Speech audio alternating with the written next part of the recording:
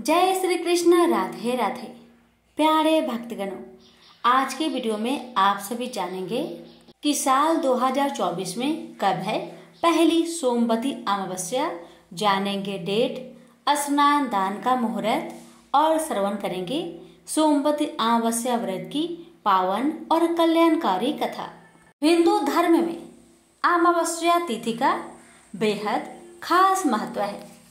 शास्त्रों में माना गया है कि अमावस्या तिथि के दिन पूजा और स्नान दान करने से पितृदोष समाप्त हो जाता है और पितरों का आशीर्वाद व्यक्ति और घर परिवार पर हमेशा बना रहता है। वैसे तो अमावस्या तिथि काफी अहम होती है, लेकिन चैत्र माह में पड़ने वाली अमावस्या का विशेष महत्व है। सनातन धर्म में सोमवार और शनिवार को पड़ने वाली अमावस्या बहुत महत्वपूर्ण मानी जाती है। वहीं इस बार चैत्र माह में पड़ने वाली अमावस्या को सोमवार के दिन पड़ रही है, जिस कारण इसे चैत्र अमावस्या के साथ साथ सोमवती अमावस्या भी कहा जाएगा। सोमवती अमावस्या के दिन पितरों की पूजा करने के साथ साथ भगवान शिव की भी पूजा किए जाने का विधान है। साथ ही इस दिन स्नान दान का भी खास महत्व होता है। आइए प्यारे भक्तगणों, हम जानते हैं कि साल 2024 में कब है सोमवती अमावस्या की तिथि। पंचांग के अनुसार चैत्र माह में पड़ने वाली अमावस्या की तिथि 8 अप्रैल सुबह 3:21 से शुरू होकर इसी दिन रात 11:50 पर खत्म हो जाएगी। ऐसे में चैत्र माह की अमावस्या अप्रैल की 8 तारीख को पड़ रही है। इस दिन सोमवार होने से इसे सोमवती अमावस्या भी कहा जा रहा है। सोमवती अमावस्या के दिन स्नान और दान का शुभ मुहूर्त। किसी भी अमावस्या तिथि के दिन स्नान दान का विशेष महत्व होता है। ऐसे में अगर आप भी इस दिन पवित्र नदी में स्नान करने के बाद दान का कार्य करने के बारे में सोच रहे हैं, तो आपको इसके शुभ मुहूर्त के बारे में जान लेना चाहिए। सोमवती अमावस्या के दिन यानी 8 अप्रैल को सुबह 4:32 से सुबह 5:18 तक आप स्नान दान कर सकते हैं। इसके बाद आप सुबह 9:13 से सुबह 10:48 तक शिव पूजा कर सकते हैं। इसके अलावा सुबह 11:58 से दोपहर 12:48 तक पितरों के तर्पण का समय रहेगा। अब आइए प्यारे भक्तगणों, श्रवण करते हैं सोमवती अमावस्या की बड़ी ही दुर्लभ कथा। एक गरीब परिवार था। उस परिवार में पति पत्नी के अलावा एक पुत्री भी थी। वह पुत्री धीरे धीरे बड़ी होने लगी। उस पुत्री में समय और बढ़ती उम्र के सभी स्त्रियोचित गुणों का विकास हो रहा था। वह लड़की सुंदर, संस्कारवान एवं गुणवान थी, किंतु गरीब होने के कारण उसका विवाह नहीं हो पा रहा था। एक दिन उस ब्राह्मण के घर एक साधु महाराज पधारे। वो उस कन्या के सेवा भाव से काफी प्रसन्न हुए। कन्या को लंबी आयु का आशीर्वाद देते हुए साधु ने कहा, इस कन्या के हथेली में विवाह योग्य रेखा नहीं है। तब ब्राह्मण दंपति ने साधु से उपाय पूछा कि कन्या ऐसा क्या करे कि उसके हाथ में विवाह योग्य बन जाए। साधु ने कुछ देर विचार करने के बाद अपनी अंतर्दृष्टि से ध्यान करके बताया कि कुछ दूरी पर एक गांव में सोना नाम की धोबिन जाति की एक महिला व बेटे और बहू के साथ रहती है, जो बहुत ही आचार विचार और संस्कार संपन्न तथा पति परायण है। यह कन्या उसकी सेवा करे और वह महिला इसकी शादी में अपने मांग का सिंदूर लगा दे, और उसके बाद इस कन्या का विवाह हो तो इस कन्या का वैधव मिट सकता है। साधु ने ये भी बताया कि वह महिला कहीं आती जाती नहीं है। यह बात सुनकर ब्राह्मणी ने अपनी बेटी से धोबिन की सेवा करने की बात की। अगले दिन कन्या प्रातःकाल ही उठकर सोना धोबिन के घर जाकर साफ सफाई और अन्य सारे काम करके अपने घर वापस आ जाती। एक दिन सोना धोबिन अपनी बहू से पूछती है कि तुम तो सुबह ही उठकर सारे काम कर लेती हो और पता भी नहीं चलता। बहू ने कहा, माँ जी, मैंने तो सोचा कि आप ही सुबह उठकर सारे काम खुद ही खत्म कर लेती है, मैं तो देर से उठती हूँ। इस पर दोनों सास बहू निगरानी करने लगी कि कौन है जो सुबह ही घर का सारा काम करके चला जाता है। कई दिनों के बाद धोबिन ने देखा कि एक कन्या अंधेरे घर में आती है और सारे काम करने के बाद चली जाती है। जब वह जाने लगी तो सोना धोबिन इसके पैरों पर गिर पड़ी। पूछने लगी कि आप कौन हैं और इस तरह छुपकर मेरे घर की चाकरी क्यों करती हैं। तब कन्या ने साधु द्वारा कही गई सारी बात बताई। सोना धोबिन पति परायण थी, उसमें तेज था, वह तैयार हो गई। सोना धोबिन के पति थोड़ा अस्वस्थ थे। उसने अपनी बहू से अपने लौट आने तक घर पर ही रहने को कहा। सोना धोबिन ने जैसे ही अपने मांग का सिंदूर उस कन्या की मांग में लगाया, उसका पति मर गया। उसे इस बात का पता चल गया। वह घर से निराजल ही चली थी। यह सोचकर कि रास्ते में कहीं पीपल का पेड़ मिलेगा तो उसे भावड़े देकर और उसकी परिक्रमा करके ही जल ग्रहण करेगी। उस दिन सोमवती अमावस्या थी। ब्राह्मण के घर मिले पुए पकवान की जगह उसने ईंट के टुकड़ों से 108 बार भावड़ी देकर 108 बार पीपल के पेड़ की परिक्रमा की और उसके बाद जल ग्रहण किया। ऐसा करते ही उसके पति के मुर्दा शरीर में वापस जान आ गई।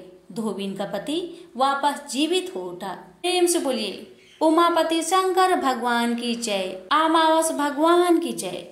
बहुत समय पहले की बात है। एक गांव में एक ननद भाभी रहा करती थी।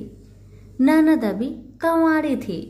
उस परिवार में ननद, भाभी और भाई, इन तीनों के अलावा और कोई भी नहीं रहता था। भाभी तो कभी कोई पूजा पाठ करती ही नहीं थी और ननद हर रोज तुलसी माता की पूजा किया करती थी, उनकी बड़ी सेवा करती थी। बिना तुलसी पूजन के ननद कभी भोजन नहीं करती थी। ननद का पूजा पाठ देख के भाभी को बहुत क्रोध आता था। कभी कभी भाभी तो अपनी ननद से ऐसे भी कह देती थी कि जब तुम्हारा विवाह होगा ना तो मैं तुम्हें और बराती को तुलसी ही खाने दूंगी और दहेज में यही दूंगी। इसी तरह समय निकलने लगा, दिन बीतने लगी। अब तो ननद भी बड़ी हो गई थी। भाई ने अपने बहन के लिए एक अच्छा घर और बर ढूंढा। अब तो बहन की शादी पक्की हो गई।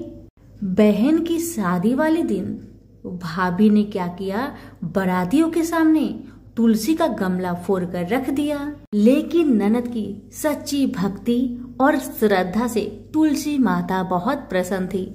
इसी कारण से तुलसी माता की कृपा से तुलसी का गमला स्वादिष्ट व्यंजन में बदल गया। ये चमत्कार देखकर भाभी बहुत आश्चर्यचकित हो गई। लेकिन फिर भी उसका आदत नहीं गया। उसने फिर क्या किया, अपने ननद को गहने के बदले में तुलसी की मंजरी पहना दी। लेकिन तुलसी माता की कृपा से वह मंजरी भी सोने के आभूषण में बदल गए। ये देखकर भी भाभी बहुत हैरान हुई, मगर फिर भी अपनी करतूत करनी न बंद किया। उसने फिर वस्त्रों के स्थान पर तुलसी का जनेऊ रख दिया। लेकिन तुलसी माता की कृपा से वह तुलसी का जनेऊ रेशमी और सुंदर वस्त्र में बदल गया। ननद की भाभी बहुत पापिन थी, इसलिए तुलसी माता की महिमा को न जान सकी। भाई ने अपने बहन को बड़े प्यार और आदर के साथ विदा किया। बहन ससुराल में गई। ससुराल वाले उसके दहेज आदि के बारे में बहुत बड़ाई करने लगे। जब ये बात भाभी को मालूम हुई तो उसे बड़ा आश्चर्य हुआ और तुलसी जी की पूजा का महत्व उसको समझ में आ गया। भाभी की एक लड़की थी। अब भाभी सोचने लगी, क्यों ना मैं भी अपनी बेटी को तुलसी माता की पूजा करने को कहूँ। अब तो भाभी अपनी लड़की से कहने लगी कि तू भी तुलसी माता की सेवा कर, तुझे भी बुआ की तरह फल मिलेगा। पर लड़की अपनी माँ के जैसी ही थी, उसे तुलसी की सेवा में मन नहीं लगता था। भाभी की लड़की हर रोज सुबह स्नान करके ऊपर के मन से अपनी माँ की बात रखने के लिए तुलसी माता की पूजा कर लिया करती थी, मगर मन उसका पूजा में कभी नहीं लगा। इसी तरह समय बीतते गया। इस बार भाभी ने खुद अच्छा घर और वर देखकर अपनी बेटी का विवाह तय किया। और जब विवाह का समय आया तो भाभी ने सोचा, जैसा व्यवहार मैंने अपनी ननद के साथ किया वैसा ही व्यवहार मैं अपनी बेटी के साथ करूंगी, क्योंकि मैंने जो ननद के साथ व्यवहार किया उसी व्यवहार के कारण ननद को इतनी इज्जत मिली थी। क्यों ना मैं भी अपनी लड़की के साथ वैसा ही व्यवहार करूं। अब जैसे ही बाराती वाले आए, भाभी ने तुलसी जी का गमला को फोड़कर बाराती के सामने रख दिया, परंतु इस बार मिट्टी मिट्टी ही रही। मंजरी व पत्ते भी अपने पूर्व रूप में ही रहे तथा जनेऊ ही रहा। सभी बाराती भाभी की बुराई करने लगे। ससुराल में भी लड़की की और उसकी माँ की बहुत बुराई हो रही थी। भाभी को अपनी ननद से बहुत जलन होता था। इस कारण भाभी अपनी ननद को बहुत कम ही घर पर बुलाया करती थी। पर भाई अपने बहन को बहुत मानता था। भाई ने एक दिन सोचा, बहन की शादी किए हुए बहुत साल हो गए, क्यों ना मैं अपने बहन से मिलकर आऊं, उसके ससुराल जाऊं। अब भाई ने अपनी इच्छा अपनी पत्नी को बताया। पत्नी से कहा, कुछ सौगात ले जाने के लिए कुछ दो। बहन का घर जाऊंगा, खाली हाथ कैसे जाऊं, कुछ हो तो मुझे दो।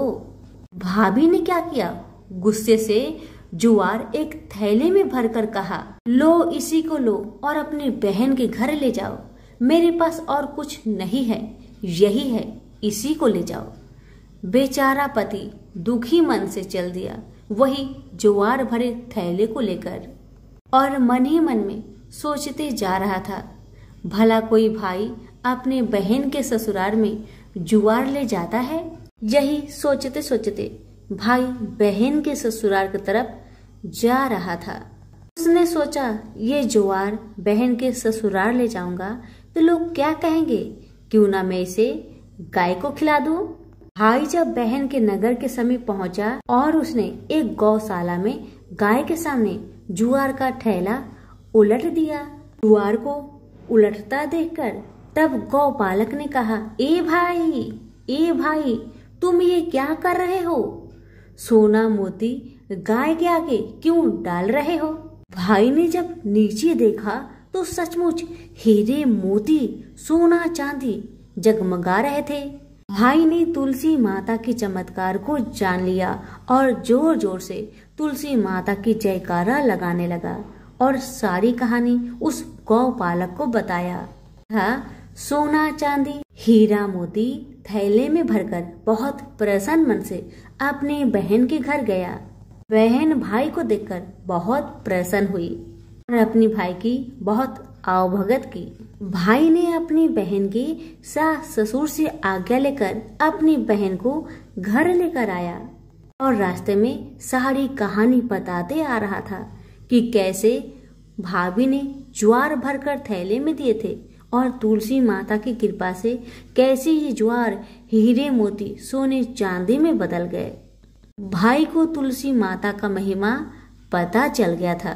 अब भाई और बहन घर आकर अपनी भाभी को सारी कहानी बताते हैं और तुलसी माता की महत्व को समझाते हैं और पूजन करने का फल उसे भी बताते हैं। अब तो भाई और भाभी और उसकी बेटी तीनों जन मिलकर हर दिन तुलसी माता का पूजन किया करते थे और तुलसी माता भी उनके पूजन से प्रसन्न होकर उनके घर में अन्न धन के भंडार भर दिए और भाभी की बेटी को भी अच्छा घर और वर मिला। तो सभी मिलकर बोलिए, तुलसी मैया की जय हो। ब्रह्मा जी के मानस पुत्र धर्म का विवाह दक्ष की कन्या मूर्ति से हुआ था। इन्हीं मूर्ति की कोख से नर और नारायण का जन्म हुआ। बड़े होने पर नर और नारायण बद्रिका आश्रम चले गए और ईश्वर की कठिन तपस्या करने लगे। उनकी कठिन तपस्या से इंद्र घबरा गए। वे सोचने लगे, अगर ये नर और नारायण इस तरह कठिन तप करते रहे तो एक दिन इंद्रासन पाने का अधिकारी हो जाएंगे। मुझे इनकी तपस्या भंग करनी चाहिए। यह सोचकर इंद्र ने कामदेव को आदेश दिया, कामदेव, तुम अप्सराओं को लेकर बद्रिका आश्रम जाकर नर नारायण की तपस्या भंग कर दो। इंद्र की आज्ञा पाकर कामदेव अप्सराओं को साथ लेकर बद्रिका आश्रम पहुंचा और नर नारायण की तपस्या भंग करने की कोशिश करने लगा। लेकिन नर और नारायण पर कामदेव की माया का कोई प्रभाव नहीं पड़ा। निराश होकर कामदेव अप्सराओं सहित वापस इंद्र के वहां पहुंचा और बोला, देवराज, मैं अपनी कोशिश में असफल रहा। वो दोनों ऋषि भगवान भजन में इतने तत्लीन हैं कि उन पर हमारी किसी कोशिश का भी रत्ती भर भी असर नहीं हुआ। इंद्र बोले, कोई बात नहीं, मैं किसी अन्य तरीके से उन्हें साधना से विचलित करने की कोशिश करूंगा। इंद्र ने अनेक कोशिशें की, किंतु अपनी हर कोशिश में नाकामयाब रहा। पर इस बीच एक ऐसा संयोग बन गया कि इंद्र को अपनी मनचाही मुराद पूरी होते दिखाई देने लगी। एक दिन महर्षि च्यवन नकुलेश्वर तीर्थ में नर्मदा में स्नान करने पधारे। अभी उन्होंने जल पर पैर रखा ही था कि तभी एक सांप ने उनका पैर थाम लिया। महर्षि ने पैर छुड़ाने की बहुत कोशिश की, लेकिन पैर छोड़ने के बजाय सांप ने अपनी जकड़ में और तेज कर दी। वे दर्द से कराह उठे। आह, मेरा पूरा जिस्म सुन्न हो गया। अरे छोड़ दुष्ट, नहीं छोड़ता, जा, मैं तुझे श्राप देता हूँ कि इसी क्षण से तू विषहीन हो जाएगा। ऋषि के श्राप से सांप विषहीन हो गया। ऋषि भी बेहोश हो गए, लेकिन उसने ऋषि को नहीं छोड़ा।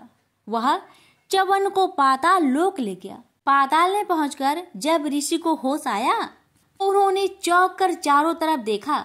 कुछ देर का ही समय बीता था कि कई दैत्य ऋषि के सम्मुख पहुंचे और उन्हें सादर प्रणाम कर दैत्यराज प्रहलाद के पास ले गए। दैत्यराज ने च्यवन ने ऋषि की बहुत आव भगत की और ऊंचे सिंहासन पर बैठाकर उनका आशीर्वाद लेते हुए कहा, मुनिवर, मेरा अहो भाग्य कि आपने दैत्य की इस नगरी में पधारकर हमें कृतार्थ किया।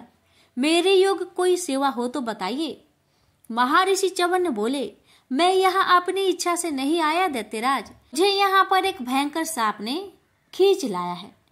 प्रहलाद बोला, किसी भी बहाने से सही आप पाताल लोक पधारे तो सही, यही हमारे लिए बहुत गर्व की बात है। अब मैं आपको जल्दी वापस पृथ्वी पर न जाने दूंगा। प्रहलाद ने महर्षि की इतना सेवा शुश्रूषा की कि च्यवन ने खुश हो गए।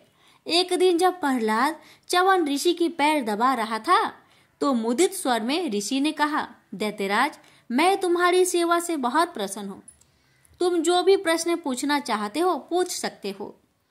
प्रहलाद बोला, महर्षि, बहुत दिनों से मैं तीर्थाटन के लिए जाने की सोच रहा हूँ, किंतु निर्णय नहीं ले पा रहा हूँ कि किस तीर्थ के दर्शन करने जाऊं। महर्षि बोले, पृथ्वी पर नैमिषारण्य, आकाश पर पुष्कर और पाताल में चक्र तीर्थ है।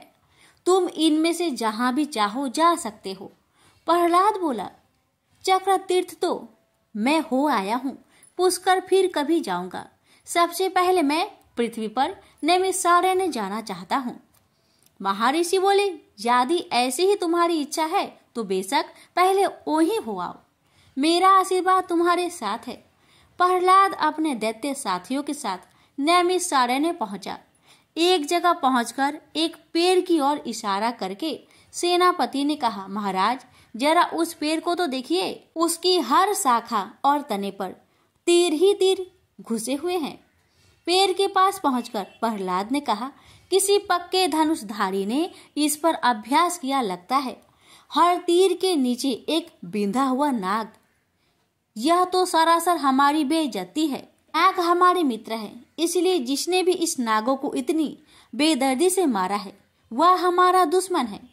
तभी पेड़ की झुरमुट से उन्हें 2 तपस्वी निकलते दिखाई दिए, जिनके कंधों पर धनुष बाण थे और जिन्होंने गले में सूत की मालाएं पहनी हुई थी। उनके पास जाकर प्रहलाद ने पूछा, तुम दोनों कौन हैं और इस घनघोर जंगल में क्या कर रहे हो?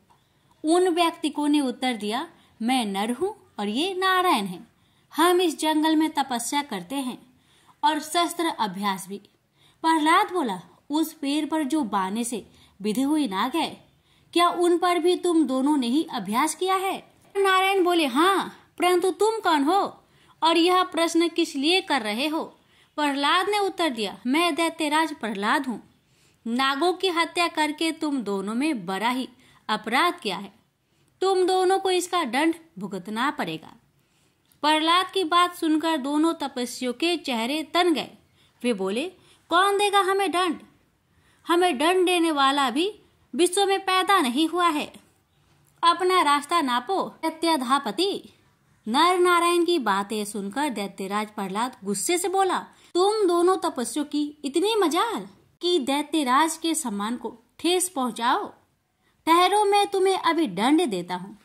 यह कहकर दैत्यराज प्रहलाद ने अपने धनुष पर तीर चढ़ाकर नर की ओर चला दिया, लेकिन नारायण ने उसके तीर को इतनी तेजी के साथ रास्ते में ही काट फेंका कि प्रहलाद भौचक्का रह गया। फिर तो दैत्यराज प्रहलाद और नर नारायण के बीच घनघोर युद्ध छिड़ गया। दैत्य सेनापति के संकेत पर एक बड़ी सेना ने नर नारायण को चारों ओर से घेर लिया। नर नारायण अपने तीरों से दैत्यों पर इतनी विकट बाण वर्षा की, दैत्य घबरा गए। दोनों ओर से अग्नि बाण छूटने लगे, पहाड़ टूट टूट कर गिरने लगे, नदियों का जल उछलने लगा, धरती रह रहकर कांप उठी।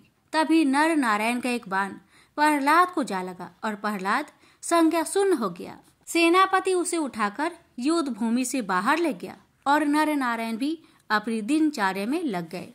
होश आने पर प्रहलाद को अपनी स्थिति का पता लगा तो उसे बहुत दुख हुआ। उसने सोचा, इतना बड़ा धनुर्धारी होते हुए भी मैं उन 2 तपस्वियों से कैसे मात खा गया। भगवान विष्णु के पास चलूं और उन्हीं से इस रहस्य का पता चलेगा। यह सोचकर प्रहलाद भगवान विष्णु के पास पहुंचा और बोला, देव, आपका परम भक्त और अस्त्र शस्त्र चालन में प्रवीण होते हुए भी उन 2 तपस्वियों ने मुझे कैसे हरा दिया? मैं इस रहस्य को जानना चाहता हूँ। विष्णु बोले, प्रहलाद, तुम तो सिर्फ मेरे भक्त ही हो, किंतु वे दोनों तो मेरे ही स्वरूप है। फिर तुम उन दोनों से कैसे जीत सकते थे? प्रहलाद ने विनय पूर्वक कहा, मुझे क्षमा कर दे प्रभु, मुझे इस बात का पता नहीं था कि वे दोनों आप ही के स्वरूप है। परंतु देव, मैंने युद्ध में उन्हें पराजित करने की प्रतिज्ञा की हुई है।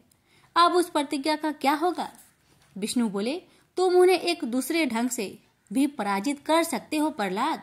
वह कैसे देव? प्रहलाद ने प्रश्न किया। विष्णु बोले, उनकी पूजा आराधना करके उन्हें प्रसन्न करो। अगर वे प्रसन्न हो गए तो समझ लो तुम्हारी विजय हो गई।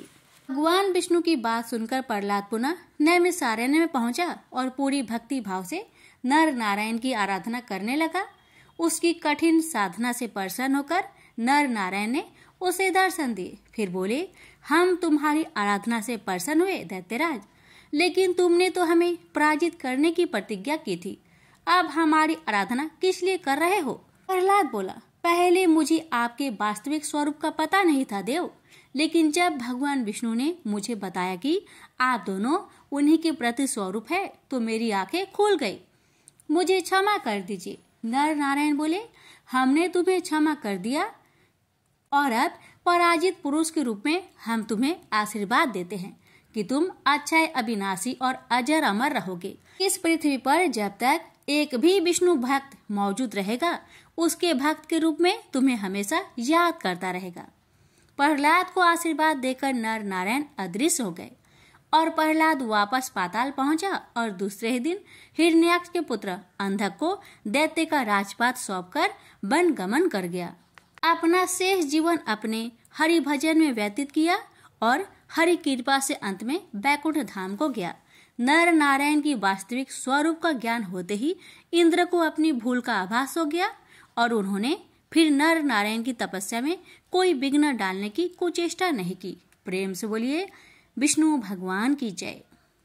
एक गांव में एक साहूकार रहता था। साहूकार के एक बेटी थी। वह हर रोज पीपल सींचने जाती थी। पीपल के वृक्ष में से लक्ष्मी जी प्रकट होती थी और चली जाती। एक दिन लक्ष्मी जी ने साहूकार की बेटी से कहा, तू मेरी सहेली बन जा। तब लड़की ने कहा कि मैं अपने पिता से पूछकर कल आऊंगी। साहूकार की बेटी ने घर जाकर अपने पिता को सारी बात कह दी। तब उसके पिताजी बोले, वह तो लक्ष्मी जी है, अपने को और क्या चाहिए, तू लक्ष्मी जी की सहेली बन जा। दूसरे दिन वह लड़की फिर गई। तब लक्ष्मी जी पीपल के पेड़ से निकलकर आई और कहा, सहेली बन जा। तो लड़की ने कहा, बन जाऊंगी, और दोनों सहेली बन गई। लक्ष्मी जी ने उसको खाने का न्योता दिया। घर आकर लड़की ने माँ बाप को कहा कि मेरी सहेली ने मुझे खाने का न्योता दिया है। तब बाप ने कहा कि सहेली के जिमने जाइयो, पर घर को संभाल कर जाना। तब वह लक्ष्मी जी के यहाँ जिमने गई तो लक्ष्मी जी ने उसे साल दुसाला ओढ़ने के लिए दिया, रुपए दिए, सोने की चौकी, सोने की थाली में 36 प्रकार का भोजन करा दिया। जिम कर जब वह जाने लगी तो लक्ष्मी जी ने पल्ला पकड़ लिया और कहा कि मैं भी तेरे घर जिमने आऊंगी। तो उसने कहा, आ जाइयो। वह घर आकर चुपचाप बैठ गई। तब बाप ने पूछा कि बेटी, सहेली की यहाँ जिम करा गई और तू उदास क्यों बैठी है? तो उसने कहा, पिताजी, मेरे को लक्ष्मी जी ने इतना दिया, अनेक प्रकार के भोजन कराए, परंतु मैं कैसे जिमाऊंगी? अपने घर में तो कुछ भी नहीं है। तब उसके पिता ने कहा कि गोबर मिट्टी से चौका लगाकर घर की सफाई कर ले। 4 मुख वाला दिया जलाकर लक्ष्मी जी का नाम लेकर रसोई में बैठ जाना। लड़की सफाई करके लड्डू लेकर बैठ गई। उसी समय एक रानी नहा रही थी। उसका नौलखा हार चील उठाकर ले गई और उसके घर वह नौलखा हार डाल गई और उसका लड्डू ले गई। बाद में वह हार को तोड़कर बाजार में गई और सामान लाने लगी तो सुनार ने पूछा कि क्या चाहिए? तब उसने कहा कि सोने की चौकी, सोने का थाल, साल दुसाला दे, मोहर दे और सामग्री दे। 36 प्रकार का भोजन हो जाए इतना सामान दे। सारी चीजें लेकर बहुत तैयारी करी और रसोई बनाई। तब गणेश जी से कहा कि लक्ष्मी जी को बुलाओ। आगे आगे गणेश जी और पीछे पीछे लक्ष्मी जी आई। उसने फिर चौकी डाल दी और कहा, सहेली चौकी पर बैठ जा। जब लक्ष्मी जी ने कहा, सहेली चौकी पर तो राजा रानी की भी नहीं बैठी, किसी के भी नहीं बैठी, तो उसने कहा कि मेरे यहाँ तो बैठना पड़ेगा। फिर लक्ष्मी जी चौकी पर बैठ गई। तब उसने बहुत खातिर की, जैसे लक्ष्मी ने करी थी वैसे ही उसने करी। लक्ष्मी जी उस पर खुश हो गई। घर में खूब रुपया एवं लक्ष्मी हो गए। साहूकार की बेटी ने कहा, मैं अभी आ रही हूँ, तुम यहीं बैठी रहना। और वह चली गई। लक्ष्मी जी गई नहीं और चौकी पर बैठी रही। उसको बहुत दौलत दी। हे लक्ष्मी जी, जैसा तुमने साहूकार की बेटी को दिया वैसा सबको देना। कहानी सुनते हुकारा भरते अपने सारे परिवार को दियो। पीहर में देना, ससुराल में देना, बेटे पोते को देना। हे लक्ष्मी माता, सबका कष्ट दूर करना, दरिद्रता दूर करना, सबकी मनोकामना पूर्ण करना। प्रेम से बोलिए लक्ष्मी माता की जय। पौराणिक कथा के अनुसार एक समय की बात है कि भगवान विष्णु का विवाह माता लक्ष्मी जी के साथ निश्चित हुआ। विवाह की सभी तैयारी होने लगी। सभी देवी देवताओं को निमंत्रण भेजे गए, लेकिन भूलवश गणेश जी को निमंत्रण देना रह गया था। इधर भगवान विष्णु की बारात जाने का समय आ चुका था। सभी देवता अपनी पत्नियों के साथ विवाह समारोह में शामिल होने को आए, परंतु सभी देवी देवताओं ने देखा कि गणेश जी कहीं दिखाई नहीं दे रहे हैं। तब उन सभी ने आपस में चर्चा की, क्या गणेश जी को नहीं न्योता दिया गया या गणेश जी ही नहीं आए हैं। सभी को इस बात पर बहुत आश्चर्य हुआ। इस बात पर उन सभी ने विष्णु भगवान से ही इसका कारण पूछा। विष्णु भगवान से पूछने पर उन्होंने कहा कि हमने गणेश जी के पिता भोलेनाथ, महादेव और माता पार्वती को न्योता भेजा था। यदि गणेश जी अपने पिता के साथ आना चाहते तो आ जाते, अलग से उन्हें न्योता देने की कोई आवश्यकता भी नहीं थी। दूसरी बात यह है, उनको खाने में 1.25 मन मूंग, 1.25 मन चावल, 1.25 मन घी और 1.25 मन लड्डू का भोजन चाहिए। यदि गणेश जी नहीं आएंगे तो कोई बात नहीं, दूसरे के घर जाकर इतना सारा खाना पीना अच्छा भी नहीं लगता। इतना वार्ता कर ही रहे थे कि किसी एक ने सुझाव दिया, यदि गणेश जी आते तो उनको द्वारपाल बनाकर बैठा सकते थे कि आप घर की याद रखना। आप तो चूहे पर बैठकर धीरे धीरे चलोगे तो बारात में बहुत पीछे रह जाओगे। यह सुझाव सबको पसंद आ गया, तो फिर विष्णु भगवान ने भी अपनी सहमति दे दी। तब गणेश जी को निमंत्रण देकर आमंत्रित किया और उनको समझा बुझाकर घर की रखवाली करने को बैठा दिया गया। बारात चल दी। तब नारद जी ने देखा कि गणेश जी तो दरवाजे पर ही बैठे हुए हैं, तो वे गणेश जी के पास गए और रुकने का कारण पूछा। गणेश जी कहने लगे कि विष्णु भगवान ने मेरा बहुत अपमान किया है। नारद जी ने कहा कि आप अपनी मूषक सेना आगे भेज दो तो वह रास्ता खोद देगी, जिससे उनके वाहन धरती में धंस जाएंगे। तब आपको सम्मान पूर्वक बुलाना पड़ेगा। अब तो गणेश जी ने अपनी मूषक सेना को आदेश दिया, जाओ, और सेना ने जमीन पोली कर दी। जब बारात वहां से निकली तो रथों के पहिए धरती में धंसने लगी। लाख कोशिश की परंतु पहिए नहीं निकले। सभी ने अपने अपने उपाय किए परंतु पहिए तो नहीं निकले, बल्कि जगह जगह से टूटने लगे। किसी को समझ में नहीं आ रहा था कि अब क्या किया जाए। तब तो नारद जी ने आकर कहा, आप लोगों ने गणेश जी का अपमान किया, जिस कारण यह विघ्न आ रहे हैं। यदि उन्हें मनाकर लाया जाए तो आपका कार्य सिद्ध हो सकता है और यह संकट टल सकता है। शंकर भगवान ने अपने दूत नंदी को भेजा और वे गणेश जी को लेकर आए। गणेश जी का आदर सम्मान के साथ पूजन किया गया। फिर रथ के पहिए निकलने लगे और यह संकट टल गया। अब रथ के पहिए निकल तो गए परंतु वे टूट फूट गए थे, तो उन्हें सुधारे कौन। पास के खेत में एक खाती काम कर रहा था। उसे बुलाया गया। खाती अपना कार्य करने से पहले श्री गणेशाय नमः कहकर गणेश जी की वंदना मन ही मन करने लगा।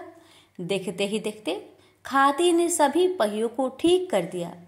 तब खाती कहने लगा कि हे देवताओं, आपने सर्वप्रथम गणेश जी को नहीं मनाया होगा और न ही उनकी पूजन की होगी, इसलिए तो आपके साथ यह संकट आया है।